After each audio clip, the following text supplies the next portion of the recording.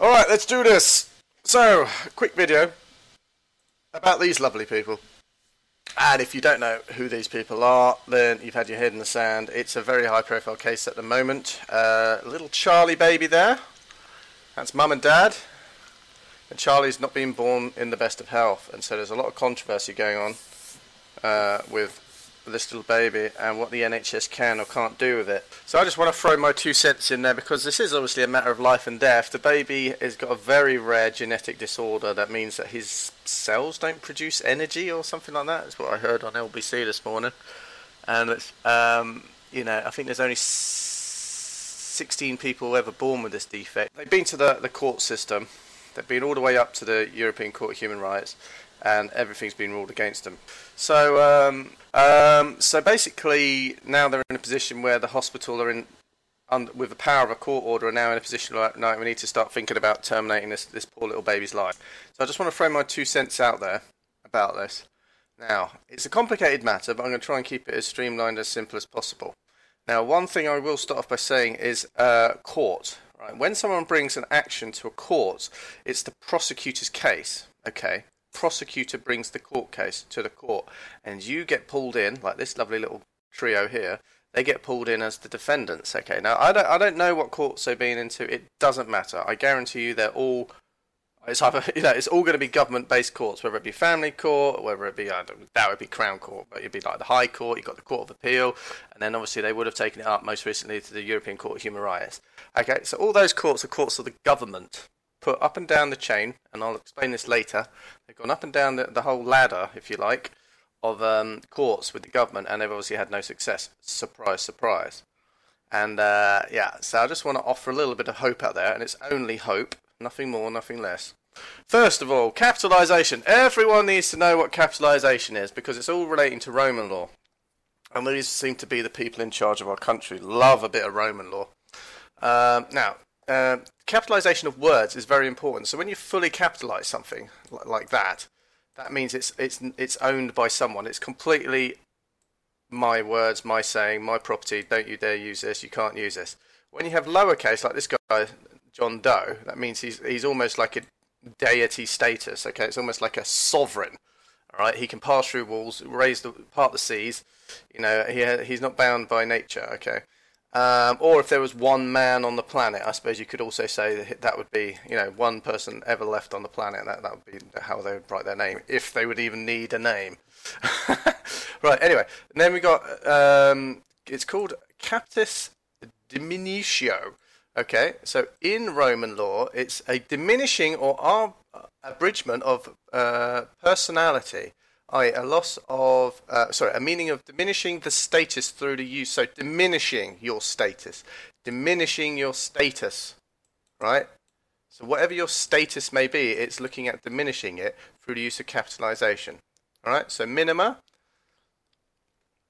and then you got media, I suppose media, yeah, maybe, and maxima. Okay. So there's different ways of doing it. And maxima is the one where it's all capitalised and basically means you're in big trouble in this system. Media is like a medium loss of status, like something's gone big time wrong. And the last one is minima, like how you would normally write your name. So if you ever wondered why we write names with a capital letter at the front, that's because you have status within your family. You have a duty to your family, of course, and that's how you write your name, as belonging to a house or a family. All right.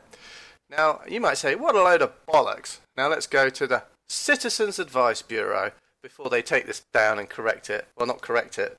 They hide it. Because obviously, truth well out. But hidden in plain sight. So here we go. The Courts of Law on the Citizens Advice Bureau. Here we go. The County Court. Lowercase. Family Court. Capitalisation going on there. They have duties to certain creators. The Magistrates Court, that's very interesting. We've gone down to minimalisation again. The Crown Court, the High Court, the Court of Appeal, the UK Supreme Court, the Court of Europe. You get the idea, okay? So of this, the only courts that the Citizens Advice Bureau, the citizens of the government, that's all people who believe they're British citizens, you know, they're admitting, and by their own words, is that the County Court and the magistrates' court are not strictly things they have full and complete control over. Because you can start an action in the magistrates' court if it's a criminal matter, and you most certainly have access as the people to the county court. The county court is the king of the courts for the people. Alright? Now, I was going to go to my little presentation slide that I've been doing. So this just puts it in a bit more, that column, this column. So, move court. Get your own case number. Don't think you can win in their courts. That's what's been going on here. So on the left side, we've got the hierarchy of government courts. And on the right, we've got the highest court of the land. The land, and it means the people and the monarch, yeah? The king and the land are one. The people, well, the queen acts at the people's pleasure. If the people get annoyed with the queen, because their whole government's been taken over by a bunch of Roman law-loving. So anyway, right, magistrates' court down there again. I've kept the capitalisation to minima, and then you got Crown Court, High Court. So obviously it's not a criminal matter, so it wouldn't have gone to the Crown Court. It's gone straight, presumably, to some sort of family court first of all. I have no idea what the case is with the NHS doctors or the NHS legals taking these people through the court system, which is very, very. I mean, think how arduous it is to have a kid who's sick and facing death and no prospect of life, and then you say, right, well, we need to expedite this, and let's take them through the court system now to tell them how we're court ordered to turn off life support.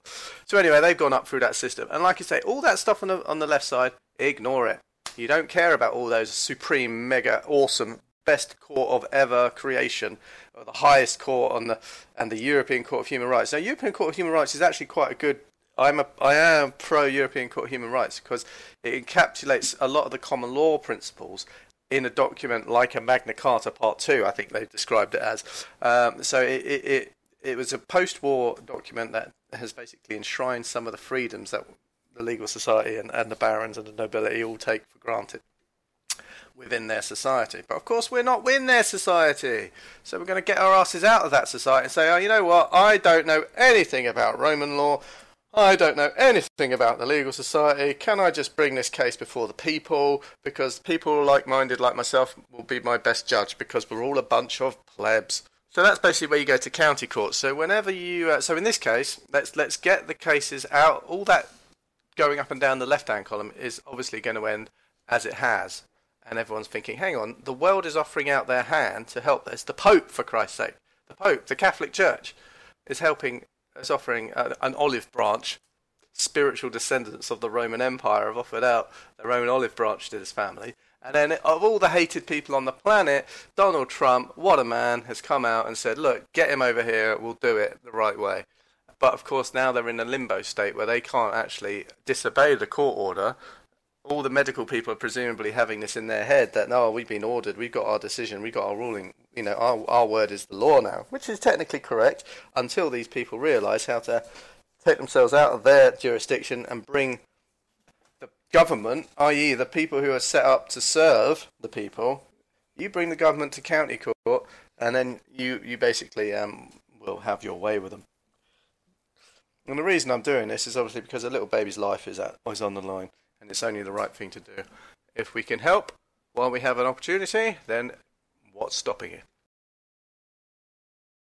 So let's look at now what I posted out on Twitter last night, which was this lovely video, 17th of December 2013, the all-powerful Carl Lentz. Okay, now this guy, and I'm telling in case you haven't come across Carl Lentz, all right, now don't worry, he's a man who's been through all the nonsense, all the legal nonsense, all the free man nonsense, all that other nonsense, and he's come out with a certain truth that he's established, and I won't go into how he's established it, but let's just say it was help. His fellow man helped him, and this is where he is today. Now, he had this interview back in 2013 about his situation, Down syndrome-born baby, taken into foster care because he refused to comply with government aid, basically. So the government wanted to give him help, care, all this stuff. And he said, whoa, no. Because if you accept a gift from someone, they're going to want something back in return. So when the government give you a gift, they're going to want something back in return. You're going to become a lovely little debt. You're going to, at least, at the very minimum, owe a debt. At most, you're going to become part of their family, a citizen. So this video is all about his chat with Brian Gerrish on the right and his experiences. And I linked last night on Twitter about well, people should watch this video. I mean, it's an hour and 26 minutes or so, but it's the best hour and 26 minutes just to give you a little breakdown of how to act in a court, or at least how the game is played, if you want to call it a game. I mean, a court is a place where games are played. Badminton court, tennis court, whatever court you want to look at. Now, these courts you're getting invited into, if you don't, they're going to play by their rules, so you're going to get screwed every time. So you need to bring them to your court, which will be just a plain, simple court of record, and then you can hold them to account.